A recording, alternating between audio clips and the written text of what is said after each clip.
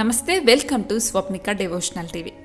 జనవరి 22న అయోధ్యలో ఆ రామయ్య విగ్రహ ప్రతిష్టన జరగబోతోంది. అయితే ఆ విగ్రహ ప్రతిష్టన రోజు 5 దీపాలు ఇంట్లో వెలిగించాలి అని పండితులు అంటూ ఉన్నారు.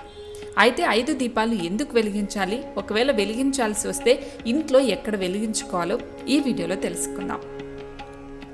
మానవ జాతిని ఉద్ధరించడానికి ఆ విష్ణు భగవానుడు రాముడి రూపంలో భూమి మీదకొచ్చాడన్నది మనందరికీ తెలిసిందే. అలా రాముల వారు అయోధ్యలో మృగశిర నక్షత్రంలో జన్మించారు, అంటే 500 ఏళ్ల కిందట. అందుకే జనవరి 22న మృగశిర నక్షత్రం రోజునే రామయ్యను అయోధ్యలో ప్రాణ ప్రతిష్ఠ చేయనున్నారు. 500 సంవత్సరాల తర్వాత 5 తరాలు దాటి మళ్ళీ మనకు రామరాజ్యం రాబోతోంది. అందుకనే జనవరి 22న 5 తరాలకు ప్రతీకగా 5 దీపాలు ఇంట్లో వెలిగించాలి. అంటే పూజ గదిలో 2, సింహద్వారం దగ్గర 2, తులసి కోట దగ్గర 1 దీపం వెలిగించాలి. అలాగే గడప పూజ కూడా చేసుకోవాలి. కుదరకపోతే 5 దీపాలు పూజ గదిలోనే వెలిగించుకోవచ్చు.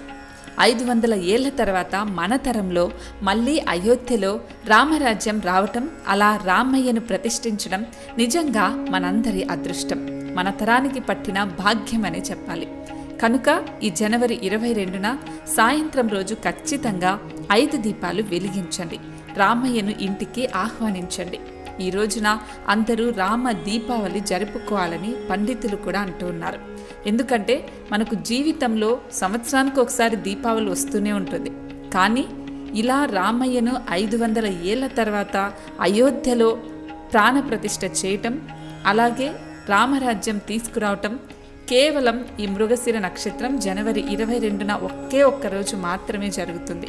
కనుక అయోధ్యలో రామ మందిరంలో రాముడిని ప్రతిష్ఠించిన తర్వాత జనవరి 22న ప్రతి ఒక్కరూ మీ ఇంట్లో 5 దీపాలను వెలిగించండి. ఇప్పుడు నేను చెప్పిన విధంగా 5 దీపాలను వెలిగిస్తే ఆ రామయ్య మీ ఇంట్లో తిష్ట వేసుకుని ఉండటం ఖాయం. ఈ వీడియో నచ్చితే లైక్ చేయండి, షేర్ చేయండి. మరిన్ని వీడియోస్ కోసం మన ఛానల్ని సబ్స్క్రైబ్ చేయండి.